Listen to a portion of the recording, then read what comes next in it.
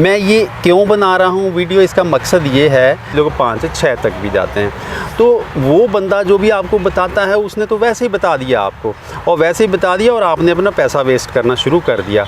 जब भी मार्केट में जाते हैं तो डीएपी ले आते हैं, साथ में यूरिया के साथ डीएपी का घटाना है, ठीक है, और वो डीएपी बीज देते हैं, लेकिन मतलब खेत में फसल के साथ दे देते हैं शुरू में ही। हाँ जी। तो इससे समस्या क्या आती है कि हमारा डीएपी सारा का सारा पौधा नहीं ले पाता है। बंधा हुआ फास्फोरस है ज़मीन के साथ, मिट्टी के साथ है, उसको घोल बनाता है, उसको सोल्यूबलाइज करता है, उसका घोल बना के पौधे तक पहुंचाता है। किसान मित्रों नमस्कार, मैं हूं सुखविंदर सिंह जालंधर स्टेशन से, और मेरे साथ हैं डॉक्टर धर्मेंद्र जी जो कि CPRI शिमला में सूक्ष्म जीवाणु विज्ञान के साइंटिस्ट हैं। डॉक्टर साहब आपका स्वागत है। हाँ नमस्कार सुखविंदर जी। आज दोस्तों हम लोग एक छोटी सी बातचीत करेंगे जिसमें ये बताना आपको चाहेंगे कि किस तरह से वैज्ञानिक लोग खोज करते हैं, रिसर्च करते हैं, फिर उस खोज के बेस के ऊपर फिर सिफारिश बनती है, वो सिफारिश आपको बताई जाती है कि आप ऐसे करिए, फिर उन सिफारिशों का आप इस्तेमाल करते हैं। मैं ये क्यों बना रहा हूँ वीडियो, इसका मकसद ये है, ये बताना है कि किस तरह से एक जो सिफारिश बनती है, आपसे गुजारिश करने के लिए बता रहे हैं कि उस सिफारिश के ऊपर पूरा विश्वास करिए, ध्यान दीजिए, उसको मानिए, क्योंकि ये प्रक्रिया जो है सिफारिश करने की, ये प्रक्रिया बहुत जटिल है, लंबी है, बहुत मेहनत की है बनिस्बत उस चीज़ के कि कई बार आप क्या होता है कि हमारी सिफारिश मान लीजिए 2 कट्टे यूरिया की है या 2 कट्टे DAP की है, कोई दूसरा किसान आपको बोलता है 3 डाल दो, आप 3 डाल देते हो, कोई 4 बोलता है 4 डाल देते हो, कई लोग 5 से 6 तक भी जाते हैं। तो वो बंदा जो भी आपको बताता है उसने तो वैसे ही बता दिया आपको, और वैसे ही बता दिया और आपने अपना पैसा वेस्ट करना शुरू कर दिया। और ये जो वैज्ञानिक लोग हैं आज इनसे ये जानते हैं कि ये सिफारिश कैसे बनाते हैं, कितने साल लगते हैं, कितनी मेहनत लगती है, कैसे ये तजुर्बे करते हैं। डॉक्टर साहब मुझे ये पहले तो बताइए कि भाई आप जो तजुर्बे कर रहे हैं, यहाँ पे एक्सपेरिमेंट कर रहे हैं, वो किस विषय के ऊपर है? नमस्कार सुखविंदर जी, और नमस्कार किसान भाइयों। ये जो काम कर रहे हैं हम, ये है फास्फोरस सोल्यूबलाइजिंग माइक्रोब्स, जिसको हम PSB बोलते हैं। फास्फोरस का मतलब फास्फोरस तत्व को घोलने वाला बैक्टीरिया, माइक्रोब्स, जीवाणु, जो भी आप सूक्ष्म जीव जिसको हम आंखों से नहीं देख सकते, वो एक ऐसा जीव है। तो इसका मतलब PSB फास्फोरस सोल्यूबलाइजिंग बैक्टीरिया के ऊपर आप काम कर रहे हैं जी। और इसकी काम करने की ज़रूरत कहाँ पड़ी, ये सबसे ज़रूरी बात है, ज़्यादा इम्पोर्टेंट है।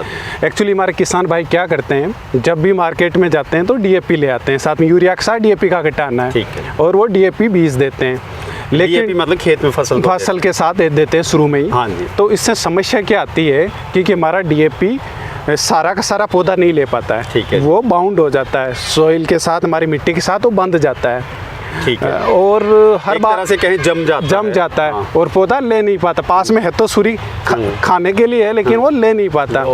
तो ये बहुत बड़ी समस्या आती है। और फिर क्या करता है किसान भाई, वापस आते हैं अगली क्रॉप में, और फिर वही काम प्रोसेस और डालते हैं, तो ये बनता बहुत घर तो बन जाता है, पास में ढेर तो लग जाता है, लेकिन पौधा ले नहीं पाता। इसी समस्या को दूर करने के लिए हमने ये बनाया PSB, जिसको हम PSB फास्फोरस सोल्यूबलाइजिंग बैक्टीरिया बोलते हैं। ये काम क्या करते हैं, जो हमारा ढेर लग गया है जी, जमीन के अंदर बहुत सारे इकट्ठे हो गए हैं ये जी, जो फास्फोरस हो गया, इसमें ये कुछ स्पेशल मैकेनिज्म होते हैं, कुछ ये एंजाइम सिक्रेट करते हैं या कुछ ऑर्गेनिक एसिड करते हैं, जो बाउंड फॉर्म में जो बंधा हुआ फास्फोरस है ज़मीन के साथ, मिट्टी के साथ है, उसको घोल बनाता है, उसको सोल्यूबलाइज करता है, उसका घोल बना के पौधे तक पहुँचाता है, उसका घोल बना के पौधे की तरफ पहुंचाता है, और पौधा फिर फास्फोरस ले लेता है। अब मेरा प्रश्न ये है कि जैसे बहुत सारी ये बोतलें पड़ी हुई 6-7 हैं, हाँ, और ये पहली बात तो ये जो PSB है, हाँ जी, ये इतनी बोतलों में आपके पास कहाँ से आया? हाँ, ये थोड़ा संक्षेप में बताना है। ये बहुत ही ज़रूरी बात है कि हमारे जो ज़मीन है, हमारी धरा है, इसमें सब कुछ है, इसमें माइक्रोब्स भी हैं, सारे भी हैं, लेकिन इनको का मतलब सूक्ष्म जीवाणु बहुत सारे हैं, लेकिन इनका नंबर इतना कम है, या जहाँ हमें चाहिए वहाँ नहीं है। जैसा हमें तो आलू के खेत में चाहिए, आलू के खेत में है नहीं, के साथ हमने बहुत जहरें डाल के उनको ख़त्म कर दिया उनको। तो हमने क्या किया कि जितने भी हमारे आलू के हैं, और जहाँ अच्छे सिस्टम है, जहाँ फॉलो करते हैं प्रॉपरली, जहाँ अच्छा ऑर्गेनिक कार्बन है, वहाँ की मिट्टी ली हमने, उनके पौधों की जड़ों से, जहाँ ट्यूबर बनता है वहाँ से, और उनको हम लैब में ले गए और फिर उनको स्पेसिफिक जो फास्फोरस के लिए उसका एक स्पेशल मीडिया होता है, स्पेशल तरीका होता है उनको अलग करने का।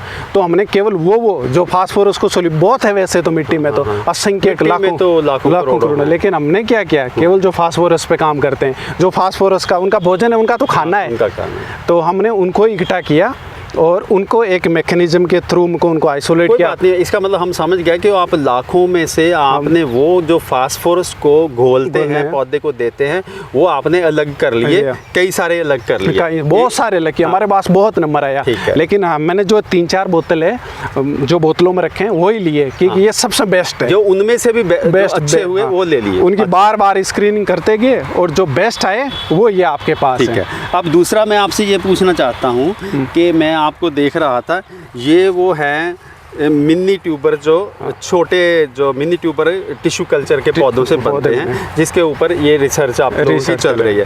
अब जब इसको खेत में बोना है तो ये बैक्टीरिया जो है पीएसपी, ये किस तरह से लगाते हैं इसको? एक्चुअली क्या करते हैं, मैं आप किसान भाइयों बताना चाहूँगा, एक हमें पॉलीथीन लेते हैं, उसके अंदर हमारा जो कल्चर होता है, जो मैंने आपको माइक्रो सूक्ष्म जीवाणु बता रहे हैं, वो उसके अंदर डाल देते हैं हम, और उसके अंदर फिर हमारा जो ये है आपका जो मिनी ट्यूबर है जो एरोपोनिक्स से बना है, वो इसके अंदर डिप कर देते हैं। डिप करने के बाद, और इसके अंदर क्या होता है, थोड़ा स्टिक नहीं होता, तो हमें कुछ स्टिकी मटेरियल डालते हैं। तो किसान भाइयों के लिए सबसे आसान चीज़ होता है गुड़। हर घर में गुड़ मिलता है, उससे कोई नुकसान भी नहीं है, इनका भोजन भी मिल जाएगा अपने जो सूक्ष्म जीवाणु है, और हमारी जो ट्यूबर है, जो मिनी ट्यूबर है, उस पर भी वो चिपक जाएगा, तो हमारे दोनों काम हो गया। ठीक है, कितने मिनट तक डुबो के रखेंगे? ऐसा नहीं, हम 10 मिनट तक हमारा होता है, लेकिन 10 मिनट में ये काम हो जाता है, ये चिपक जाते हैं उस पर। डॉक्टर साहब ये बताइए कि ये जो तजुर्बा आप करते हैं, ये मैं देख रहा हूँ कि छोटे छोटे क्यारियाँ बना रखी हैं, 4-4, 5-5 मेड हैं उसमें।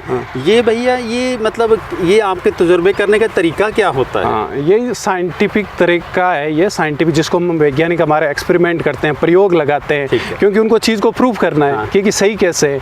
तो इसका हम क्या करते हैं, हम वेराइटी ले लेते हैं, 2 अलग वेराइटी ले लेते हैं जो अलग फीचर की हो। एक हमारी पुरानी जैसे कुफरी हिमालयनी ले ली हमने, दूसरी हमने कुफरी करण ले ली, और इसमें अलग अलग कल्चर ले लिए, और इसका हम एक कंसोर्शिया भी बना लेंगे कि सारे कल्चर कहीं ऐसा नहीं हो कि आपस में लड़ रहे हो। तो उनका भी हमने पहले कॉम्पेटिबिलिटी टेस्ट कर लिया लैब में, कि आपस में लड़े तो नहीं, ऐसा एक दूसरे को खराब ना करे। तो हमने ये 4-5 टेस्ट भी कर लिए हैं, तो हमारा एक कंसोर्शिया भी बन गया। कंसोर्शिया का मतलब हो गया जिसमें एक से ज्यादा सूक्ष्म जीवाणु घोल बना दिया। जैसे बंदे लड़ते हैं ना आपस में, पशु भी लड़ते हैं, ये सूक्ष्म जीवाणु भी थोड़े लड़ते हैं, इन्होंने वो ले लिए जो मित्र हैं जो एक घर में रह सकते हैं और काम अच्छे से कर सकते हैं ना। तो हमने एक ये काम किया, और ये जो अलग अलग फील्ड दिख रहे हैं, हम ऐसा नहीं कि एक ही लगाएं पौधा, हम एक के भी 3 ट्रीटमेंट देते हैं, जिसको हम रेप्लिकेशन कहते हैं साइंस की भाषा में। मतलब कि जगह जगह पे लगाया, 3 या 4 जगह पे सेम ही चीज़ लगाई, तो कोई उसमें वेरिएशन ना आए। वेरिएशन आए तो हमें पता चल जाए कहीं ऐसा ज़मीन भी अलग हो सकती है, या कुछ और भी कारण, कहीं पानी लेना भूल गए या कुछ और भी हो गया, तो उससे बचने के लिए हम एक रेप्लिकेशन लगाते हैं। इसलिए हमारे जो एक भी ट्रीटमेंट है, जो मैं एक सूक्ष्म जीवाणु उसके भी 3 जगह लगाएंगे, और अलग अलग जगह लगाएंगे, और वेराइटी भी अलग रहेंगे। तो इसलिए हमारे बहुत सारे छोटे छोटे प्लॉट लग रहे हैं आपको। चलिए, हमारा मकसद यही था किसान भाइयों को ये बताना कि ये बहुत जटिल प्रक्रिया है जिसमें आप लोग एक्सपेरिमेंट करते हैं। और मुझे ये भी पता है कि जब ये आलू उगेगा तो फिर आप इसमें बाकी सब कुछ सेम देंगे, सारी खाद पानी सेम देंगे, सिर्फ इन चीज़ों का असर फिर पता चलेगा कि इसका असर क्या हुआ।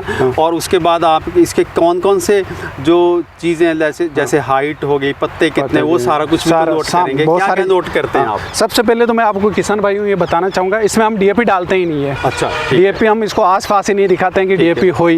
एक तो ये, और ताकि आप बैक्टीरिया का हमें असर, और दूसरा कि हमारे मिट्टी में पहले कितना फास्फोरस था, हम ये भी देखते हैं। ठीक है। और दूसरा कि फसल कटने के बाद फिर हम मिट्टी का फिर एनालिसिस करते हैं कि क्या कितना फास्फोरस इसमें से ले लिया, इतना था पहले, अब इतना ले लिया, कम भी हुआ होगा कुछ जो ढेर लग रखा था।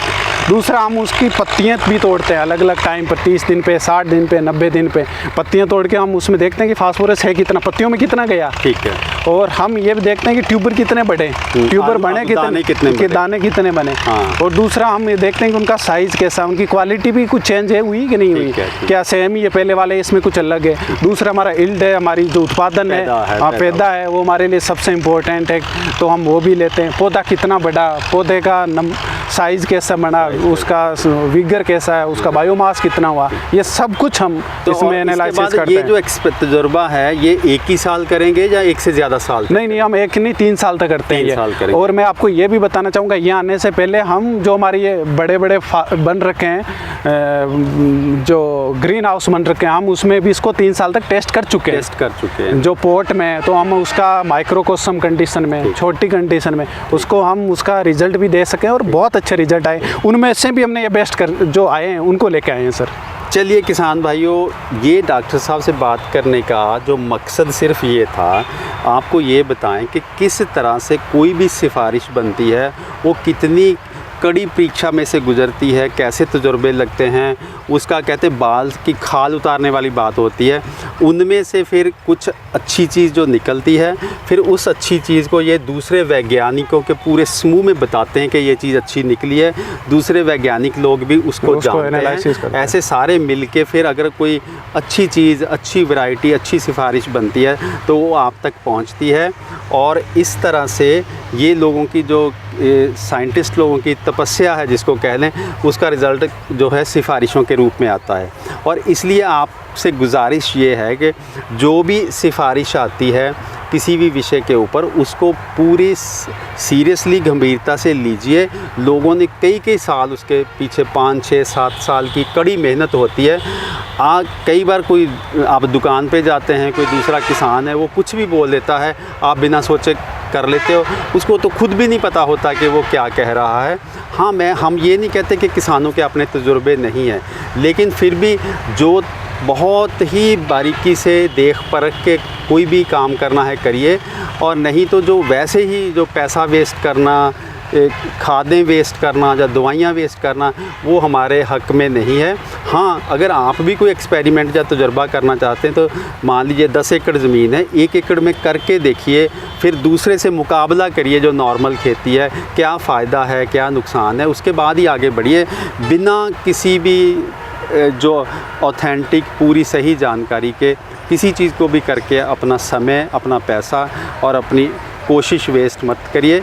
और ये जो लोग लगे हुए हैं जिनका के कोई इनका अपना पर्सनल फ़ायदा नहीं, सिर्फ क्योंकि इन्होंने ये इनकी जॉब है, ये कर रहे हैं, तो इनकी सिफारिशें मुझे लगता है हमें माननी चाहिए। डॉक्टर साहब, आपका बहुत बहुत शुक्रिया, और भगवान करे आपकी जो कोशिश है ये इसमें आप कामयाब हों, और ये जो लाखों टन जो फिक्स हुई फास्फोरस है, ये जल्दी से जल्दी अच्छे रिज़ल्ट आएँ और किसानों तक पहुँचे, और फिर कम फास्फोरस से, कम DAP से काम चलने लग जाएगा। डॉक्टर साहब, हमारी शुभकामनाएं आपके साथ। बहुत बहुत धन्यवाद आपका।